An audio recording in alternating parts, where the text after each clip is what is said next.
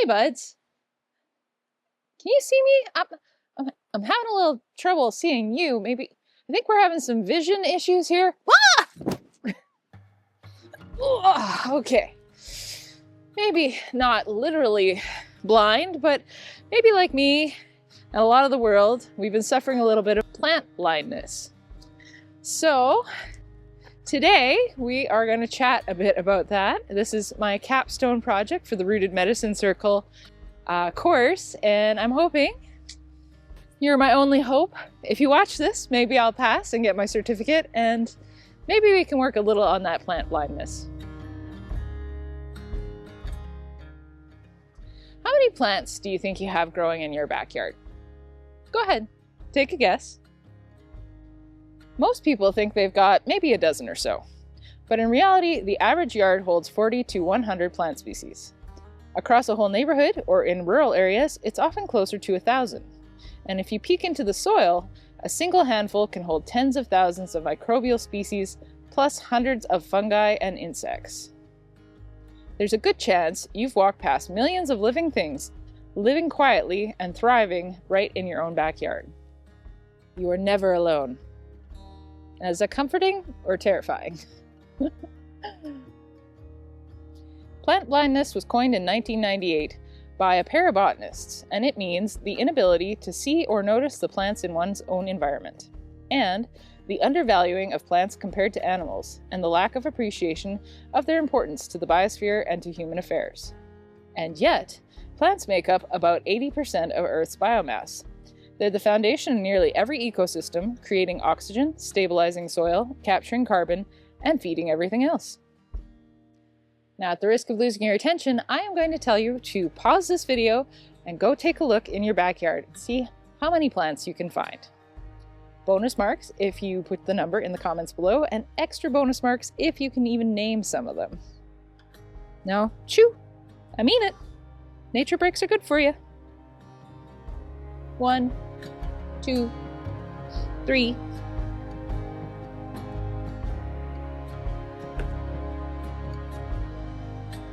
Everything in this world is connected.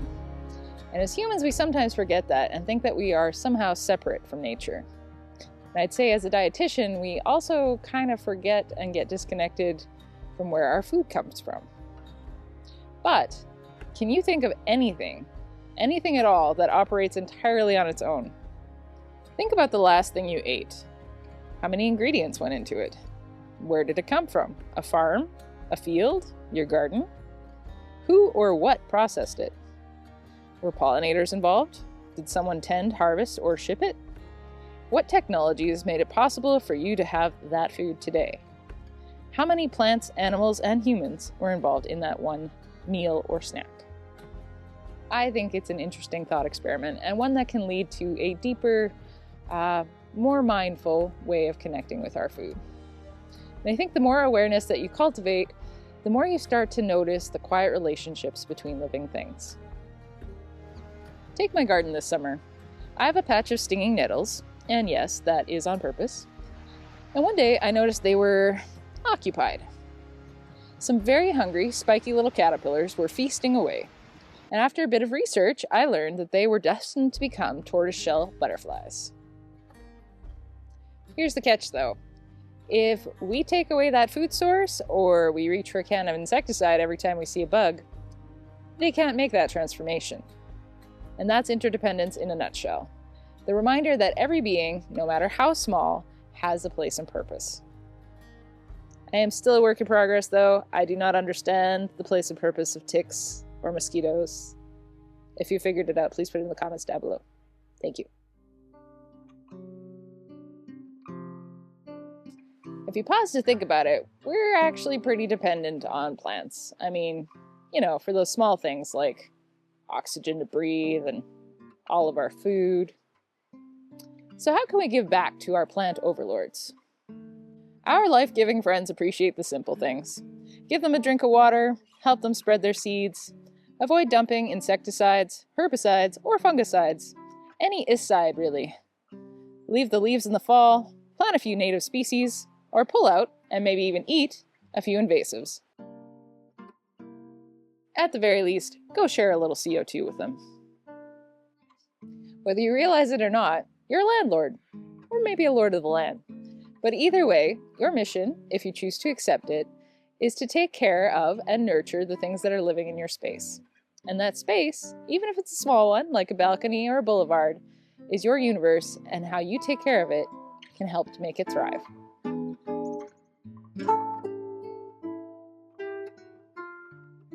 As ruler of your universe, you have millions of subjects to take care of. Rule wisely and benevolently. Or maybe just acknowledge that your actions really do make a difference.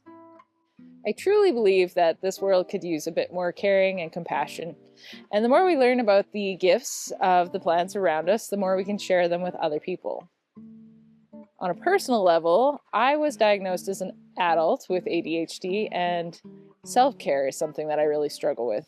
I find it hard to learn to lean into my diagnosis and the gifts that it brings with it, instead of just beating myself up for not fitting into what other people expect of me.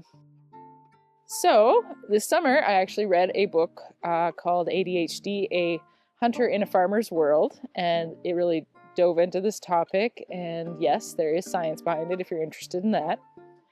But I've been reflecting and thinking that perhaps on this channel, I'd like to be a little more vulnerable and explore some of the ways in which neurospiciness has shaped the way that I forage and interact with nature. So if that's something that you'd be interested in, let me know in the comments, and maybe your encouragement will help me to get that started.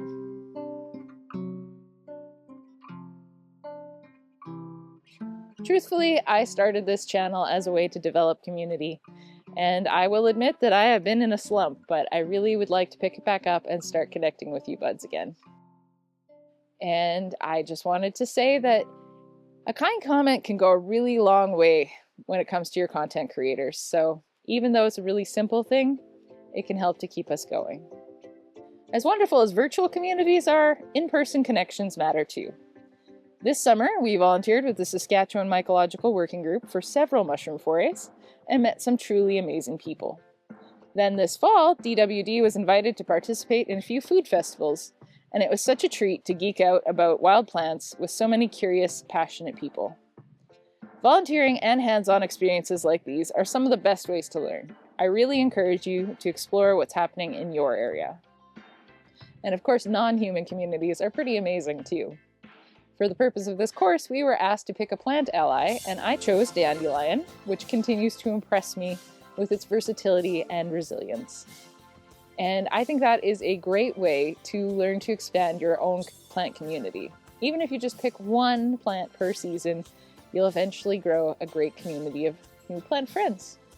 So I would encourage you to right this minute, pick a plant ally, and take 5 minutes to learn a little bit about it. Its gifts, how to ID it, maybe make a quick sketch. And I would love to know who you chose in the comments below. Until next time, let's continue to work on curing our plant blindness, just one space at a time.